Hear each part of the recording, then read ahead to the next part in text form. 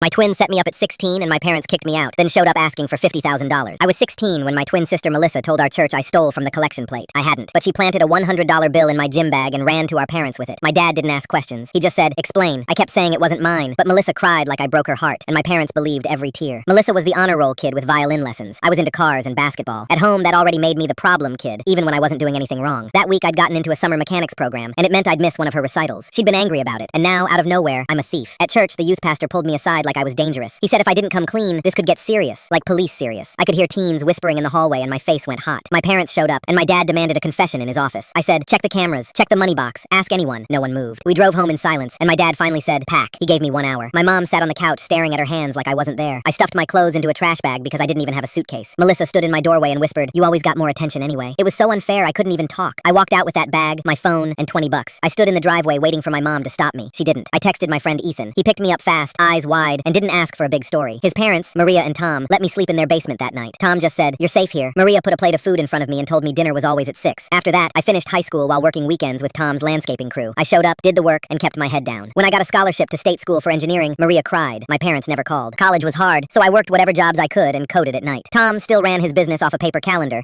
and kept messing up crews and times. So I built a simple scheduling app for small landscaping companies, mostly for him. It wasn't fancy, but it worked. Tom started missing fewer jobs, then his friends asked for it, then other crews did too. By the time I graduated, thousands of small businesses were using it. A few years later, it was enough that a big tech company wanted to buy it. When the sale closed, the number had 7 digits, and I felt sick and proud at the same time. A few weeks after that, I was in Seattle for a work conference, grabbing coffee in a hotel lobby with my team, when I heard my name. I turned and saw my mom walking straight at me like she'd never done anything wrong. She hugged me hard and said she was so worried about me all these years. She didn't even ask how I was. She said Melissa saw an article about me and gave her my location. My dad couldn't come, but he sent his love, because family is everything. I asked, "Are you here to say you're sorry for what happened at church?" She waved it off. "Teenage drama," she said, like I'd just gotten grounded for missing curfew. I asked, "Did Melissa ever admit she planted the bill?" My mom's eyes flicked away, and my stomach dropped like it was happening all over again. Then she got to the real point. Dad's contracting business had failed. They were months behind on the mortgage. Melissa was divorced now, living back at home with 3 kids. My mom said the kids needed a good uncle, and the family needed help until things stabilized. She smiled and said, "Melissa always knew you'd do something with computers." I just stared at her. 12 years of silence, and now she was acting like we were close. I asked, "How much?" Her face lit up. "50,000 saves the house," she said, then started adding more, like help from Melissa and college money for the kids. People were walking by, dragging suitcases, and she talked like we were planning a vacation. My hands were shaking, so I pulled out my phone. I opened Venmo, typed her name, and sent her $100. She looked at the screen, confused. I said, "That's the amount Melissa planted in my bag. That's what you decided I stole. We're even now." For 1 second, she just froze. Then her face went hard and her voice got loud. She said I was ungrateful. She said she raised me and I owed her. People turned to stare, and a security guard started walking over. My mom kept going louder, saying I was humiliating her, saying I was tearing the family apart. I said, "Maria and Tom raised me. You just gave birth to me." She reached for my arm like she could pull me back into line. I stepped away and said, "Don't come find me again." Then I walked back to my team while the guard moved between us. Now people are saying I'm cruel for sending $100. Was I wrong here?